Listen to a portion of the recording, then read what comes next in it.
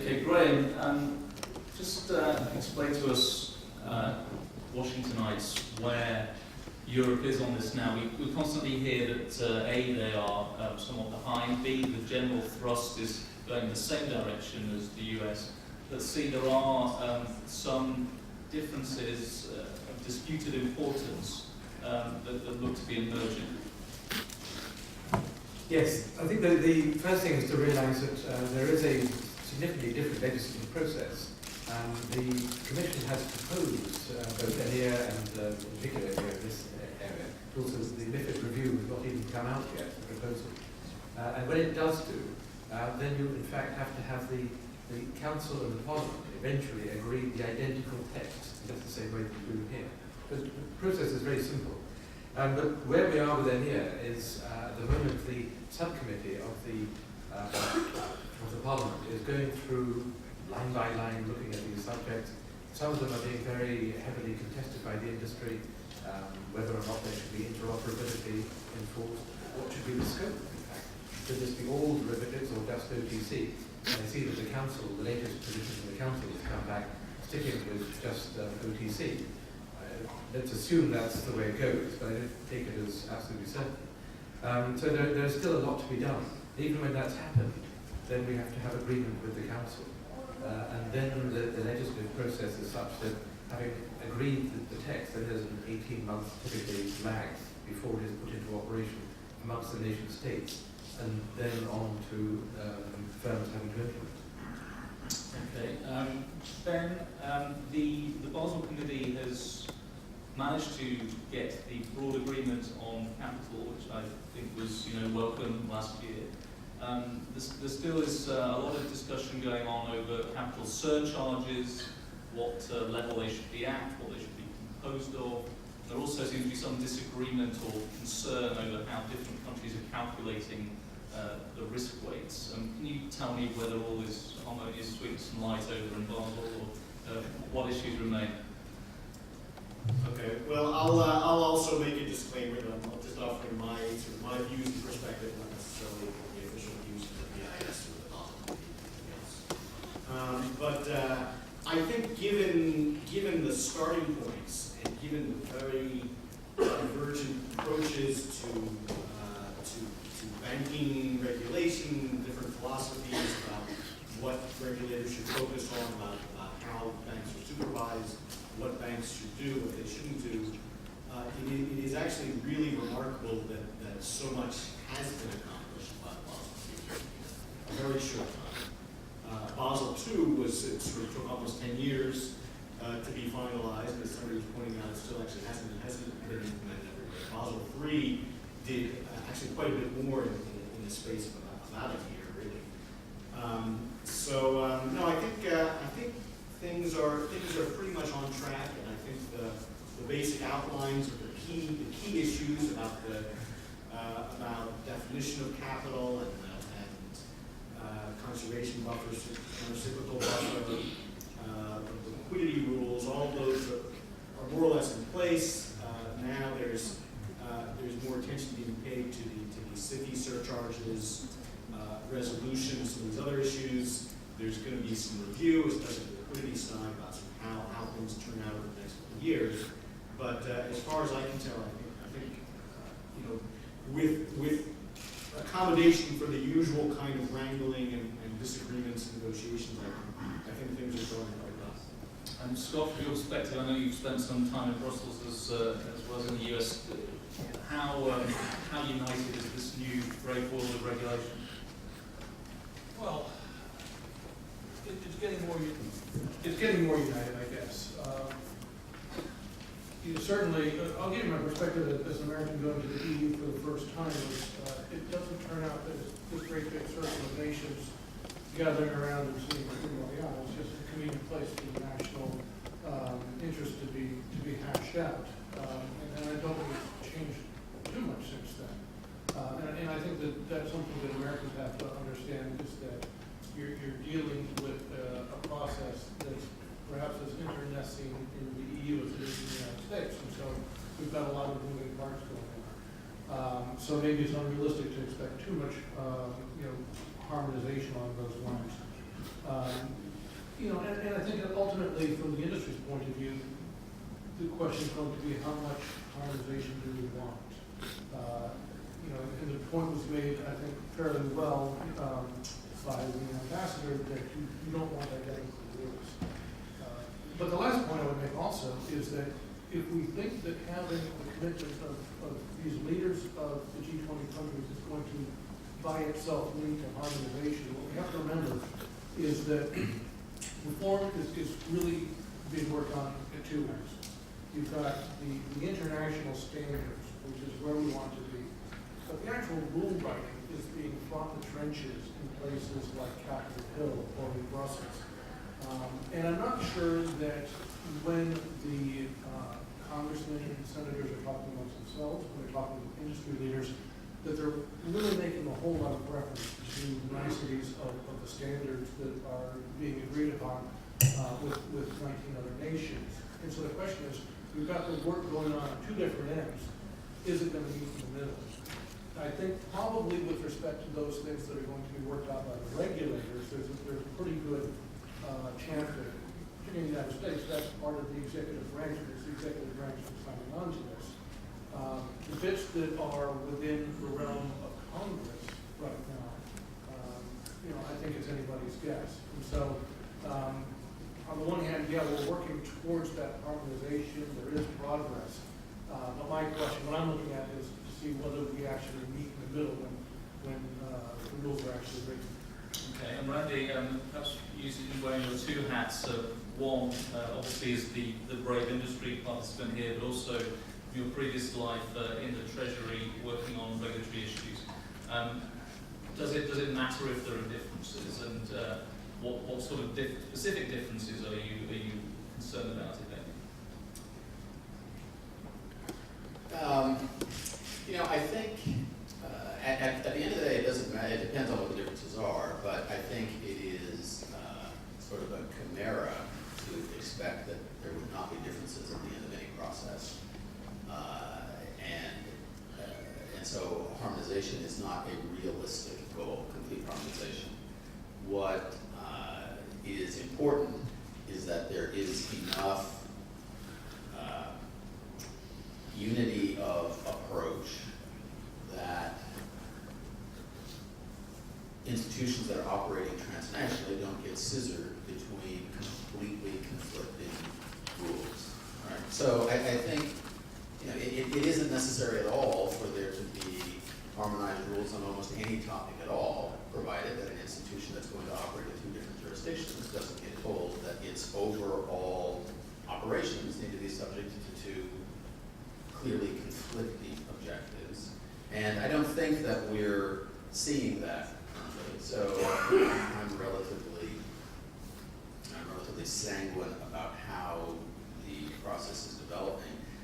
I do think that an effort to try to make it overly harmonized would bog the process down into an interminable detail and would actually turn out to be counterproductive because it would take too long for clarity to emerge as to what the environment was going to be. We addressed this issue of bank capital. Basel obviously came up with was an effective minimum level of 7% ratio, which I think most people were satisfied with. But there does seem then to be some disagreement now on where to go next, and regulators here say that there are sort of national interests are emerging to the forefront of these negotiations now. Are we going to get a sort of common standard of surcharge for the most complex banks, and what is that going to look like? Well, it's as I said, there are sort of differences, and when this is something that's being sort of actively discussed by the sort of the Basel Committee, the FSB, and so forth. And it's inevitable that national self-interest is going to play a role. Do I want my institution on the list, off the list, all these sorts of things. But I think there is agreement on the building blocks. I think there's agreement that there should be some kind of surcharge. There's agreement that resolution is an important part of the issue, important part of the solution, improved resolution. improved supervision, and it's sort of more of a question about the how and the fine tuning the numbers, rather than the sort of basic approach, the basic building blocks. I think people are more or less in line about. And then the other thing is what we've been discussing actually in the earlier session, which is just the momentum and needing to keep the pressure on to actually get something done. And I think that's still coming on the political side from the G20, and that's actually a very welcome thing to see. But I think there's some question as to how strong that commitment will be going forward as other issues come forward. Is there going to be some verification process for countries to examine how other countries are implementing these rules? Because there seems to be a level of distrust on, from country to country with each other accusing the other of being too soft on their own back. Well, there certainly there certainly are processes in place to do that, and there is a Financial Stability Board peer review process about implementing standards. There's the ongoing IMF, World Bank work, the FSAPs, and ROSS and so forth. So I think, I think the processes are there. I think the question again is one of commitment to actually seeing all these things through. Jackie, on the derivatives front, what do you make of this sort of frequent accusation? Jamie Dimon from JP Morgan has made it publicly that business is just going to migrate not to the EU, but to jurisdictions. He names Singapore, other people might have different ideas, where there's likely to be a lighter touch regime. And that's always a threat, which is why we're spending a lot of time talking to our counterparts abroad. There's something that was mentioned earlier, the OTC Derivatives Task Force, which is regulators from all over the world, including Singapore, participates to set out detailed sort of standards on how we're going to get trades reported, what kind of details will be in that report, how we're going to get trades cleared, how we're going to get them on exchange, etc. They are willing participants. We didn't force them; they've asked to participate, and now it's a process, of their own internal government and pushing this forward. I know that there are countries, and Singapore, is one that people often refer to, that the first thing you see arise is a clearinghouse rather than the rules around mandatory clearing. So they're trying to put the clearinghouse in place, so that to somebody from the outside looks like, come clear your trades here, rather than here are the rules mandating that you have to do X, Y, and Z. So we're very aware of things going on like this, but on a one-on-one basis with our counterparts, they're committed to following what we're doing and to making sure that they don't have a market explode and cause the financial crisis. I think there's also a recognition that we didn't have rules around derivatives trades in the U.S. or in Europe for derivatives transactions for 30 years. We let this explode. Yeah, I think I've been hearing this threat for decades, and frankly, I'm hearing it more now that I've got a 4-year-old daughter. That if you don't give me what I want, I'm going to go away. She says she's going to move to Brussels this year. Right. I think it's possible to overstress this because maybe there's the possibility of relocating your legal headquarters, but moving your people is a completely different undertaking, and you've got to tell people, pull your kids out of school. By the way, you're all off Singapore. Who's with me? And I just don't see that as being a viable threat. And this is exactly, these are the terms that we have, particularly in London, where they say, we shower money on the city of London, and if we go somewhere else, it'll be the dark ages, and it's just not going to happen. Randy, what do you make of this? I think it's true, isn't it, that some of the threats to move wholesale the operations to a different country might be exaggerated, but is it not true that some business nonetheless is vulnerable to moving? I think so. I think that is, I fully accept the ludicrousness of saying that you're going to uproot the people conducting the current operations and move them to a jurisdiction, but businesses all the time let those people sense. I think that's, it's not a decision that will be made lightly, and it's not a decision that, happens immediately or with anything other than a very serious view that not just the current environment, but the trend that is perceived in the jurisdiction relative to another jurisdiction is untenable. But it's not at all, I don't think that's at all possible. I think that you would see significant amounts of business move if the firms running these trading operations saw not just rules, but the future of the regulatory environment as significantly less attractive in one place than another. I think the threat would be more credible if companies could point to concrete examples of this happening. I think we have the case of a lot of Wall Street banks contacting us saying that we think that some European banks are already trying to poach our derivatives customers because they think that business is good, the rules are going to be softer there. And that's the closest I've got to a concrete example, and it's not very solid concrete. So are there concrete examples already emerging, Dodd-Frank causing a sort of measurable negative effect on people's businesses or not?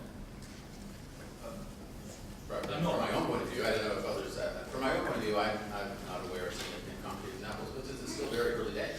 Because it's such a big decision, Dodd-Frank is still being implemented, so much of the actual burden and reality of Dodd-Frank will depend on the regulatory implementation as opposed to the legislation itself.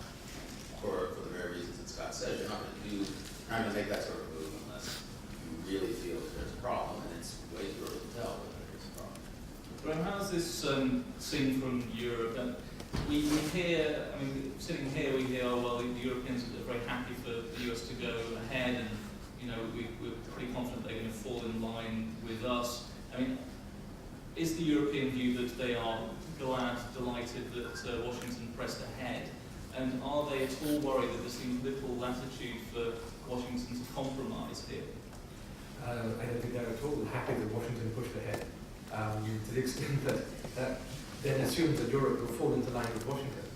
That is a very serious statement to most people in Brussels. And they, at the moment, we're still, I mentioned, working through the details of EMIR and MiFID to come. It's all these 30 different measures.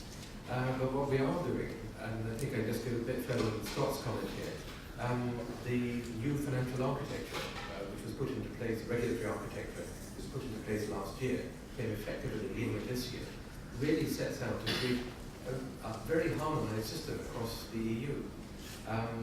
The European Banking Authority, to use one example, is setting out to create a single rule book. That is a real policy objective. It won't happen immediately. It will happen over a period of years. There will be binding technical standards. Now, that sounds a little weasel word, but that is a real pooling of national sovereignty. It is something which the UK finds quite difficult to accept, that the European level will produce these detailed regulations.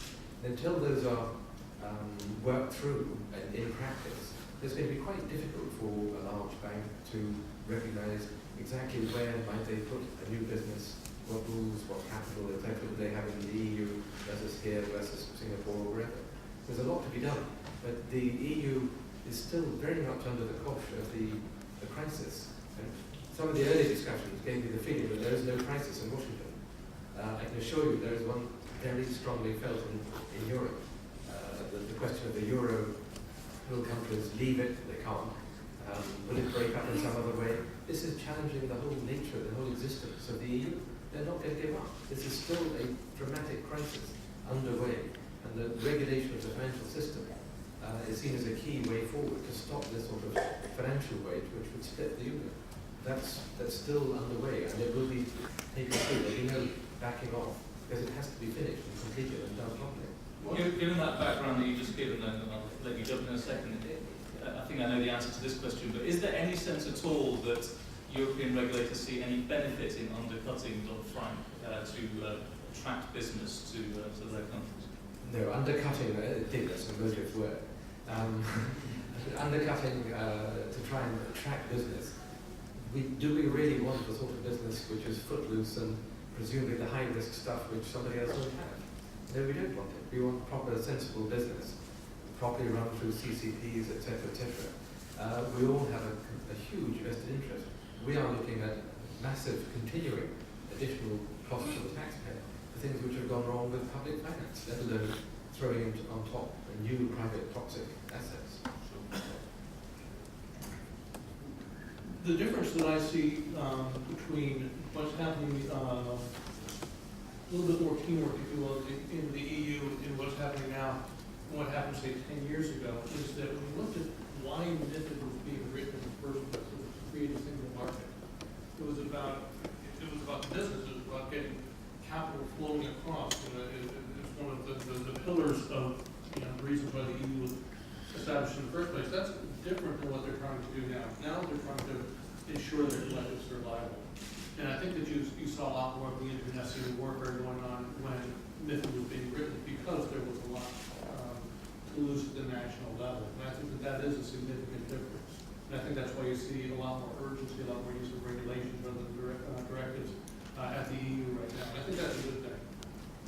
One of the things that my colleagues in London find hard to believe is that there is little anger over bonuses now. It really subsided dramatically since sort of March 2009 when the House of Representatives passed a sort of 90% bonus tax aimed at AIG, and Obama told the bankers that he was the only thing between them and the pitchforks. Yeah, this still rages on over in London and over in Europe. Who would like to pick this one up and explain the difference in approach and how this translates into solid rules, so hard pay caps in Europe, more principles-based system over here? Well, just a very quick comment. The emotive power on the doorsteps for electors and members of Parliament of the bonus vote is still very, very strong, particularly in the UK. So there's no feeling that it should just be rolled back from business as usual. When so many of the banks are still on life support owned by the taxpayers who are providing these subsidies, huge subsidies, who then paid out in bonuses rather than building up capital to lend to SMEs, a good thing. This is a politically explosive question, and it will become more so. In a month's time, we've got the stress tests of the European banks will be out. There will be a number, quite clearly, who will be overstressed, shall we say. And if at the same time, some of those banks are found to be paying out large bonuses to their senior executives, there will be some very tough questions. Randy, are you noticing a sort of real-world impact of the divergence in attitude on pay? Well, I'm not sure that I can explain why there's a political difference between the U.S. and Europe, other than that the U.S. has always been more comfortable with disparate outcomes and disparate pay levels, provided that there is a sense that the incentives have been set correctly for the awarding of those amounts. You'd think that it was a very easy issue to demagogue, which is why I can't explain why there's a political difference. But I do think that the U.S. approach right now is probably the right one, which is there has been a focus on trying to ensure alignment of incentives and to address the compensation issues that I think were real, where you had misaligned incentives in the compensation structure, but not to try to regulate what the total amounts or outcomes were of compensation decisions made by private companies, once you're sure that the incentives that they're creating with the whatever amount they awarded are aligned with shareholders. And some banks here say, well, it has had an impact. Teams who were destined for London have complained so much, we've sent them to Switzerland instead. And are you having is Carlyle changing the location of its people or changing the way it operates? Well, I couldn't really speak to that. It has not, that compensation issue has not been a major issue for us or for most private. Do you want to pick this one up as well? Yes. Well, no, I mean there are. The FSB, did come out with some principles for compensation, and they recently did a peer review of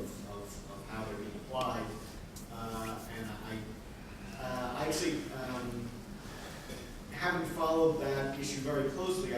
But I think those principles are at a very general, broad level. I think some of the things that are sort of inspiring political responses and resistance are things that are sort of within the bounds of what's in this very broad framework set out by the FSB. So I think that's very much sort of a national issue more than an international. Sure, and what some US officials say is that even though it's much more a principles-based regime here, the actual outcome will not be too different. So that's perhaps one reason to hope for unity. We talked about differences in approach, Graham, but what about the differences in timing? What is the process now? When can we expect something out of Europe? Is this idea that the end of 2012 deadline for derivatives implementation is under threat, correct? The total package of all the measures, Commissioner Barnier keeps reiterating that they will all have been proposed by the end of this year. So EMEA has been already, the plan remains that MiFID will be published before the summer break. I think it's July the 20th is what their target is, the final meeting of the Commission before summer holidays strike. So that is underway. There's a whole raft of other measures, and we talked a little bit about consumer material, consumer stuff. There's the packaged retail investment products, PRITS, which covers the entire waterfront, the entire EU span of measures, products which are sold to individuals. Insurance mediation, again, very much consumer protection stuff. That's all still very heavily in the works. The consultations are put out and they get hundreds of replies. Huge amount of work to be done in thinking about it. So will this all be done by 2012, end of 2012? Doubtful. And my concern actually is if there is a push to try and enforce that artificial deadline, what happens once the Commission has proposed, Council has had its view, and Parliament has come up with another proposal, trying to weld them together. But this is done in a single reading, for the reasons of speed. Then what happens is that all those three bodies go into a room, three people around the table, they come out with a conclusion, and there are bits in there which they've completely missed. So that is not a good way of doing things. And to push the deadlines too hard, to have these single readings on very complex issues, just invites, frankly, the muddle of confusion to come out later. I have to say, and I appreciate that it's still a sovereign debt crisis raging in Europe, but we're kind of 4 years on from the height of the financial crisis. You'd think that we will be 4 years on, beginning of 2012. You would think that would be time enough to get these rules in place. There is a little problem, 27 nation states speaking between them, not quite sure how many official languages. And people have got to understand the laws that they're required to implement. And so there has to be translation at various levels. It just takes time. You just can't get away from that. It's a pity. I was just going to add that we spoke about lots of different pieces of legislation in the EU. One particular piece, which is a mirror on the clearing piece and reporting piece, capital margin risk management, they are moving ahead, and I don't think the timing will be that different on that piece because Parliament votes out on May 25th, and then Council a bit later, and as you said, in July by final legislative piece.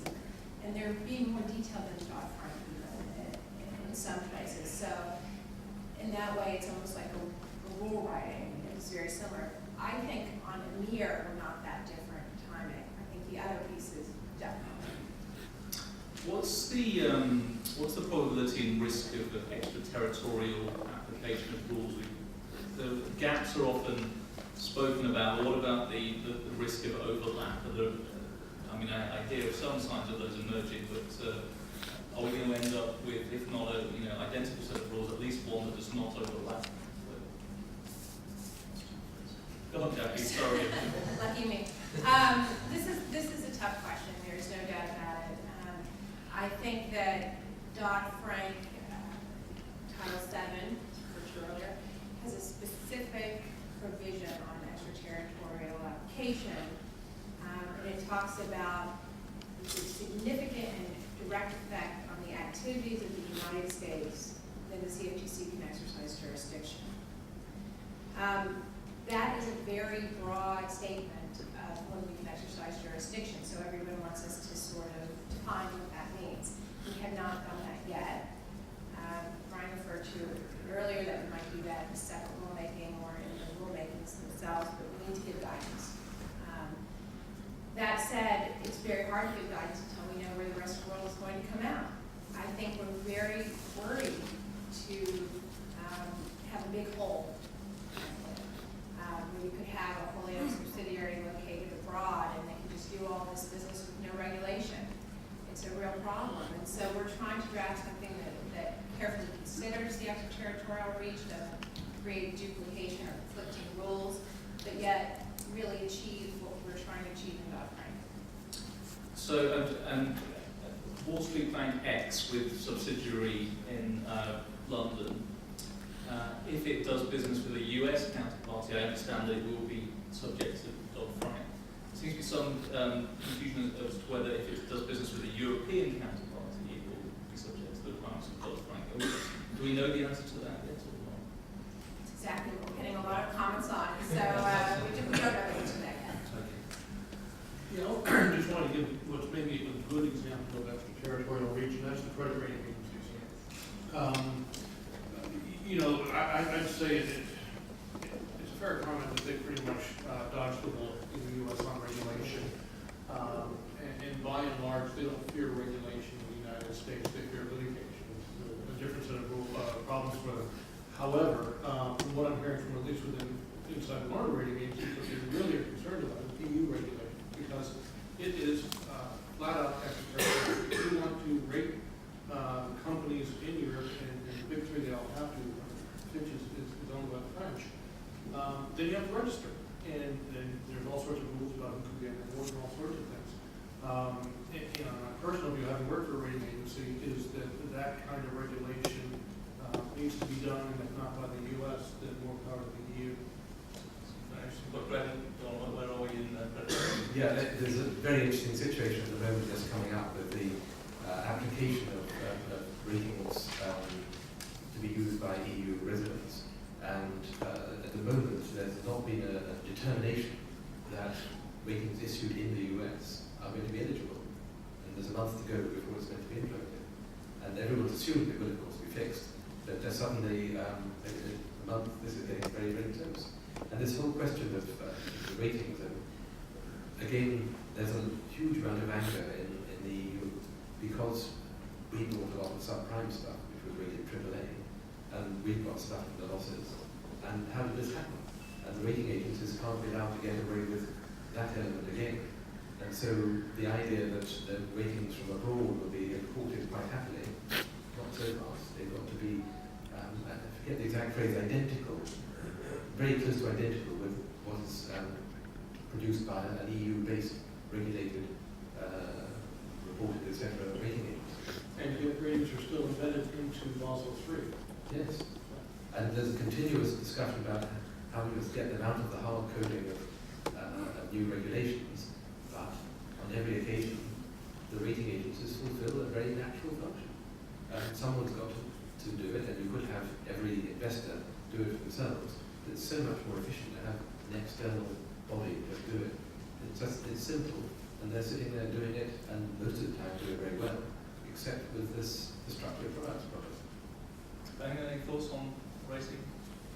No, I agree with what it is important, it is a clear case where there needs to be some kind of harmonization in terms of approaches on the international level, because these are, opinion groups people talk about all over the world, is that, you can't sort of restrict people in one place to listening to agencies in one place. So that's obviously not going to work. So I think it's something that will be worked out, but as often happens, it might not be in a very neat, tidy way.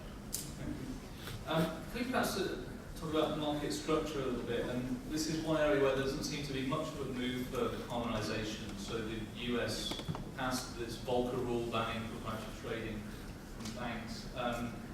Not without any real expectation that Europe was going to follow suit, although the UK has examined various additional restrictions on its banks.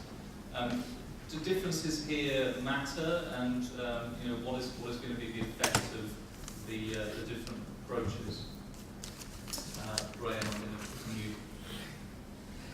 Well, we're not going to have a Volcker rule per se, because the historic banking model in the EU is a universal bank which does all of these things put together in a single entity.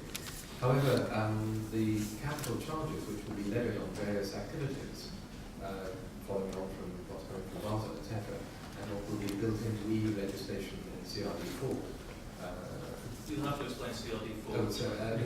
The Capital Requirements Directive is the EU directive which brings into EU law basically the Basel standards, and it is applied to all banks across the EU, cooperatives, mutuals, SIFIs, etc. And the first one came out in 2006. We're now just proposing the fourth amendment to implement Basel III, and I have no doubt they'll be up to CRD 6 and 7 in the fullness of time. Anyway, the capital requirements for trading activities, etc., are going to be increased very heavily. And my bet, I must say, is that we will see when the board of directors of banks look at the return on equity which has actually been put in to support this business, they'll say, it's gone down a lot, why are we doing it? And it'll be a market-driven spinning off of that activity rather than a legislative mandate action. Any thoughts of the BIS over, and the FSB over whether these differences in an approach to structuring banks and trading activities matter? Well, yeah, I mean, sort of as Graham was saying, you sort of have to think a little bit about the starting point where in Europe you do have a lot of these banks which at the start trading, doing a lot of trading and also doing a lot of banking. In the U.S. it was, they were separate for many, many years, and then after Graham reached, they were, it was allowed to combine them, but it's still very clear that there are institutions which specialize. So sort of relative to the starting point, that's where some of these rules matter. But it is true that the a big focus of Basel III has been on the trading book, on sort of identifying risks and making sure that the capital regime captures the risks that are being undertaken in the trading book. I'm sure if that forces a lot of banks to spin off their trading operations, I'm sure regulators would not mind that at all. If this sort of activity is privatized and the risks are taken and wins and losses happen in the hedge fund sector or wherever in the banking sector, I'm sure there will be a lot of relief actually if that's what's happening. Of course, obviously, there's some function for those activities within banks as well. And nobody's disputing that. So I think the sort of the attitude is, well, let's sort of make it clear that trading the trading is not a specialized source of risk. That risks undertaken in the trading book and the banking book are treated equally, and then sort of let the chips fall where they may in terms of how banks choose to sort of engage in these activities and manage them. Right, from the private equity perspective, I mean, I remember, a few years ago you were locusts to the German finance minister. Is that attitude persisting? Is there more of a clampdown, more of a harsh treatment still in Europe than there is in the US, or has everyone forgot about you as they worry about banks? No, I think that there is. I think there remains a difference in both popular and also politically the attitude towards private equity between Europe and the United States.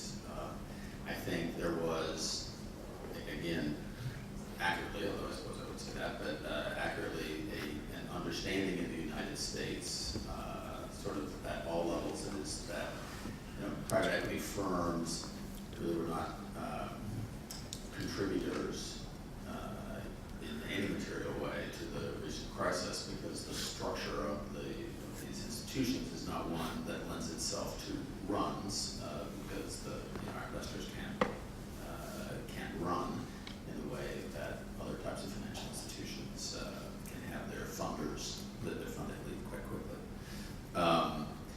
And so you had a very sort of rational understanding about the United States and therefore a rational response to that. And that has not, it is more, that remains more of an issue in Europe than in the United States. So.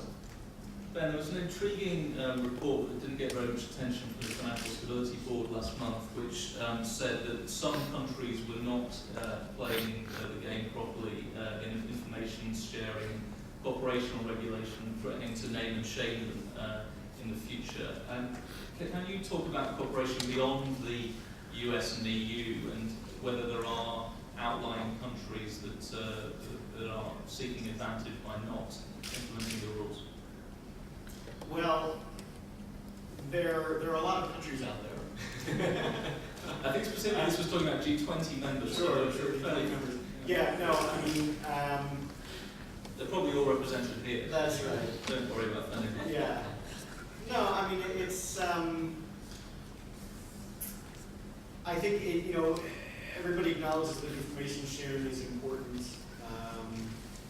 There are differences in terms of capacity in different countries. It's true that there are also differences in terms of sort of how seriously countries take these things. I think one of the sort of motivating sort of ideas behind sort of creating the FSB, strengthening the sort of the FSF process and making it into more a stronger, more sort of coordinated process was exactly this: to have peer review, have countries, sort of the maybe if we can't keep track of what 200 countries are doing, maybe if we can sort of make sure that the 20 countries, or it's actually it's more like 24 represented in the FSB, follow certain standards that will set a good example. And I think this is sort of part of that kind of process. And in order for that to be credible, you also have to sort of make it clear that that you're not just going to give everybody who's inside the club a pass. You're going to spotlight areas where countries are not quite living up to the standards that are being set. And in a sense, I think that's kind of a healthy thing if you're sort of making it clear that not everybody gets an A. And then kind of those who don't get an A then have an opportunity to sort of improve and meet the standards at some future point. So I think this is all part of this kind of settling into this to this process, of this condition where the sort of being an FSB member has privileges but also obligations. Jackie, how do you find working with these various confusing international bodies? I mean, there's IOSCO, the FSB, the G20, the Basel. Which are working? I know you're not sitting on all of them. Which are working well, and is this new international architecture providing the sort of coordination that's needed? And there's even more than that. Sure. There's all these informal groups sort of that have popped up around derivatives. The financial, the forum, derivatives forum, and supervisors group. There's lots of groups going. I think if you talk about those that are sort of internationally endorsed, which is the G20, the Financial Stability Board, and then the standard setters for banking BIS, and IOSCO, the International Organization of Security Commissions for securities and derivatives regulators, kind of put them in this hierarchy. And I think it is working. It's working well. I give a cautionary note as somebody who works in these groups day in, day out, and that is because there are actually so many groups. I don't worry about gaps if somebody's not grabbing an issue. What I kind of face on a daily basis is, wow, there are 3 groups and they're all doing the same work. And you don't want them to come out with different policies or principles or guidance for regulators. We all want to have the same so we know which to follow and who's writing the guidance. So I think just, from my perspective, we need to be very cautious that everybody understands their roles in this new architect, and that the people doing the work actually are participating and creating the principles and the standards to abide by. I think that makes the most sense. So, for instance, for the securities and derivatives, it needs to be IOSCO, and the FSB serves a really important role in sort of giving broad guidance and mandates to IOSCO and standard setting. But it needs to be those that are carrying forward that work there. Randy, with your former hat on, I've heard completely divergent views on this from two senior US officials. One who says there's too much politics in the international regulatory coordination now. Everyone's talking their own book. It's like a trade negotiation. Another one says, no, it's very important that the political leaders are in the take charge here, and likens it to civilian control of the military. And without guessing who either of those people are, tell me which of those is the right view, and whether you see either as problematic. So maybe I have a middle way here. I mean, I do think that political as opposed to purely technocratic input in these processes is important for the results of the processes to have any chance of legitimacy, particularly in their home jurisdiction, as all these people about their home jurisdictions, particularly jurisdictions that are extremely careful about their sovereignty, like the United States. That said, I believe that it was an error for the G20 to be elevated from a finance ministry process, which was which had the finance ministry and regulators along with it, but the finance ministry brought the political wherewithal to that discussion, to a leaders process, almost from the time that the G20 was created, 2000, whenever that was, shortly after the Asian crisis. There was pressure for it to become a heads level meeting. And I always thought that would have been a mistake. Paul Martin, the Canadian finance minister at the time, very much wanted it to become a heads level meeting, I think, because he thought maybe then he would become a head automatically. But the problem is, that was difficult enough with the G7 and the G8 when it graduated from dealing purely with economic issues to then becoming a steering committee for the world. But it was close enough. That was a group of countries that was close enough to a steering committee for the world that it was a little dysfunctional, but it made some sense. The group of countries that is in the G20 is a very sensible group to deal with the issues that are front and center in front of it now, and those issues are critical enough that there hasn't been a lot of mission drift. But I don't see that it is at all possible for you to have made this now a vehicle for leaders' discussions without there being mission drift in the relatively near future. Once the world feels, we've kind of dodged a bullet here, now we've got all kinds of things to discuss. And then you look at that group of countries and say, is this an appropriate steering committee for the world? And A, I'm not sure about some of the particular countries, and B, its size then becomes extraordinarily unwieldy for what particular issues, non-financial issues that, country X versus country Y versus country Z, it's completely unwieldy. Just as a matter of numbers, the G7/8 was unwieldy enough.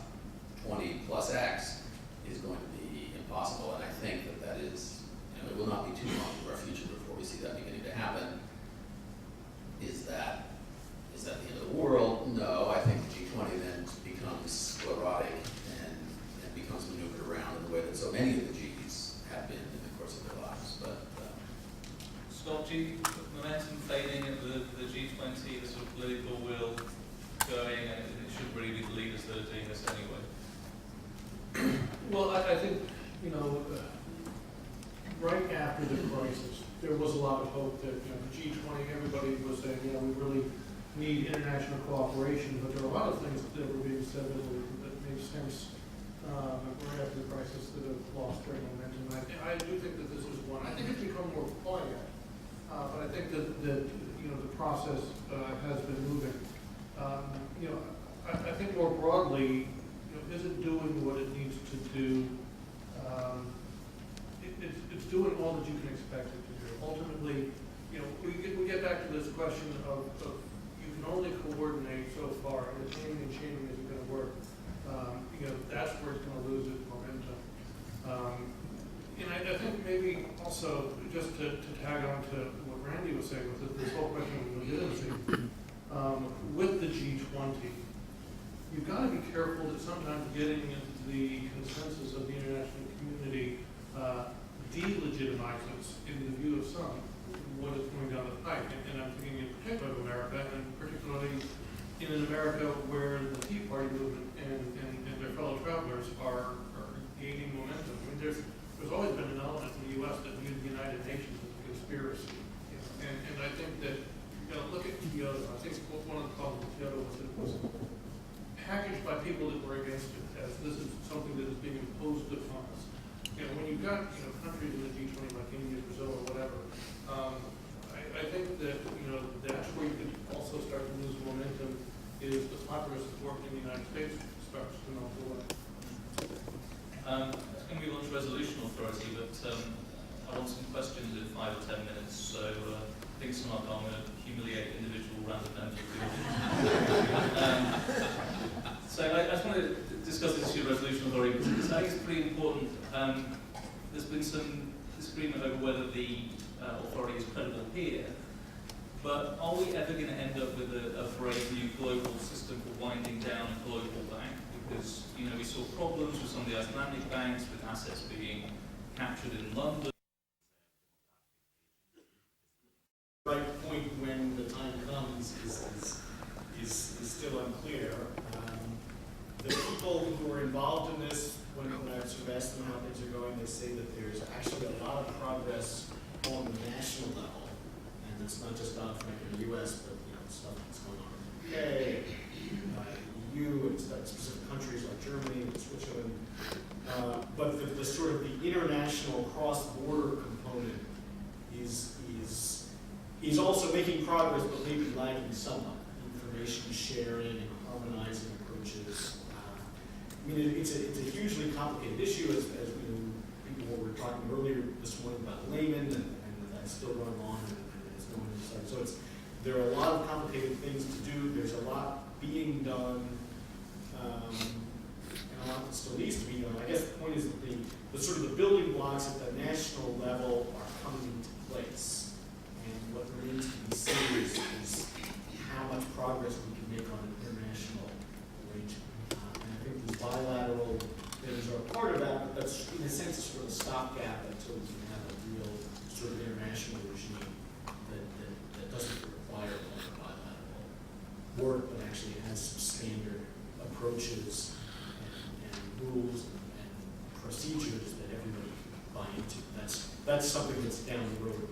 Right, and given that the Irish government saddled the Irish taxpayer rather than their bank's bondholders with all that debt, you think there'll be appetite in Europe to get a credible system for winding down banks that operates across the world, is there? It's an extremely touchy subject. And I did like Senator Warner's description of funeral plans rather than living wills. That encapsulates a different attitude.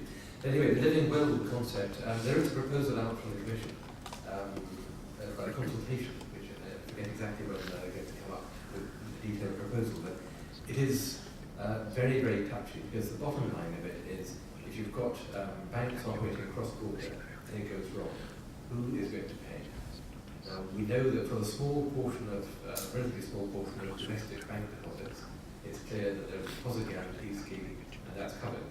But it's the big stuff, the interbank, the bondholders, etc., who is going to pay?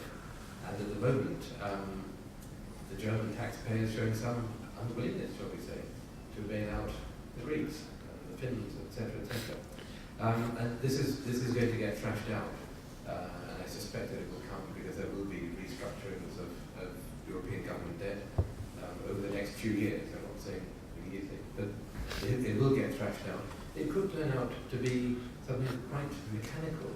If the ECB has lent to a bank which then fails, when the ECB's capital is topped up, it will be done in accordance with the existing capital key of the ECB built into the treaty of Maastricht, and so on. In which case, Germany pays the largest share. So there may be some mechanical ways of doing it, but at the moment it's an extremely neuralgic issue. And any question of, and so we're going to see this in suspected horrific relief in about a month when the bank stress tests are published. The formal stress tests do not take into account the banking of the sovereign debt holdings, but the European Banking Authority has said in public that each bank will report the quantity of foreign government debt on its banking book by maturity, etc. And so within about 24 hours, the private sector looked at its own stress test and decided who's insolvent and who isn't. At that stage, if their government, their host government, hasn't come up with a credible resolution plan, the private banking system will start cutting the credit lines. That's what they always do. So it won't be long before this has to get settled, and it may be rather unpleasant. Jackie, I know derivatives is only one piece of this, but at the height of the crisis, regulators did not know what the derivatives exposure was to Lehman Brothers, for example. Indeed, some of the banks did not know what their own derivatives exposure was. How much further are we to solving that part of the problem of a failing bank? I think the good news is Dodd-Frank in this space. For one, I think financial firms have learned their lesson. I think they now are much more aware of what they need to do to manage the risk within their own institution. But on top of that, you have regulatory oversight now, where it's not in place yet, which is why I think when we keep talking about delay in the earlier panel, we don't want to delay too much. I think it is important that regulators have oversight of exposure, banks and non-banks, in their derivatives trading. And this is an important system. And by the way, once there's reporting, you still need the regulatory technology to assess this. So this isn't going to happen next year. We're still a little bit further away from where we need to be. Yeah, I think that, this is really the fundamental issue to understanding systemic risk. When you think about what actually happened, I mean, that's the wonderful thing about financial crisis, is you don't have to talk theory anymore. Because you don't know who's exposed to risk or anything, you don't know what anybody else's exposure is. And if you're just thinking about your own paycheck, your own job, what's the safest thing to do is just to not trade. And that's exactly what, that's why when you've got a system that's funded overnight, and people just say the best thing for me to do is get out of the pool, and that's how the financial market sees it up. And I think that is the most important thing to understand is that you've got to address that uncertainty. And that's why, separate from resolving a bankrupt institution, which can happen once down the line, I think, and this makes me a very unpopular person, I think that there is legitimacy in a government entity having the option to come in and guarantee the short-term, by which I mean essentially overnight obligations, so people know it is safe to go back into the pool and to trade. And then you sort out, which body goes in which grade later. And I think that this is, as I say, this is important in understanding systemic risk, but it's also important in understanding how the markets are different now. Markets are far more complex than they were, 200 years ago when market theory was first established, and it's all about, if there's enough information out there, markets will regulate themselves. They're different from the 1930s when our regulatory rules were written. They're different from 10 years ago. And the fundamental thing about the markets now that is different from before is that they're so complex that there's too much information out there. The market cannot absorb it. The market cannot regulate itself. And what concerns me is that when you have that level of complexity, that level of uncertainty, then we're probably not talking about 75 years between the big crises anymore. We're probably talking about a much shorter time span, because things that were more or less flashes in the pan before, say bearings or Russia devaluing, or flash crash, could very easily be the tipping point because nobody wants to be exposed until the market seizes up. It's just on the resolution authority. I'm not sure what the specific measure that Scott was mentioning today. Maybe I don't know the difference about that, but I do think that the international cooperation on resolution issue throws into particular relief or multiplies the point that Adam Google was making on the earlier panel, that there is I've come to believe that there is a fundamental problem with resolution substantial discretion for governments to act in particular cases, which I think Dodd-Frank, while attempting to deny, does. And the consequence of that is that it multiplies uncertainty at a time of crisis, because you're not going to act until you know what the government's going to do. I saw that, and we made some decisions precisely because the government was coming in trying to help. And until we knew exactly how it was going to help, we didn't know what to do. And so they actually exacerbate the traditional issue about sort of intervention, right, is you get obviously you have the long-term problem of moral hazard, but you get the short-term benefit of sort of immediate stability. And the problem is that you also get short-term costs of increased uncertainty, because you now have to evaluate how a human decider is going to, what particular decision is going to make, and that is multiplied in the international context, where you now have to decide not just what various actors of the U.S. government are going to do, but in various other governments who will have different political situations and different incentives to act. And the discussion so far about international resolution, sort of improving international resolution authority, I think, in my view at least, is flawed, because it really is all based on trying to improve the cooperation in times of crisis among national deciders, as opposed to the admittedly more difficult and perhaps unattainable, but I think ultimately the only really workable solution, which is to sort of have something that's like a bankruptcy regime, a rules-based approach, as opposed to something that says, and then Mr. Wizard will decide what to do. Thanks very much. Are there any questions out there? We talked a lot about the different levers, whether it's risk-adjusted compensation, whether it's the provision of whistleblowing. It feels to me one of the other areas that needs to be addressed is the baseline requirement for the compliance function itself.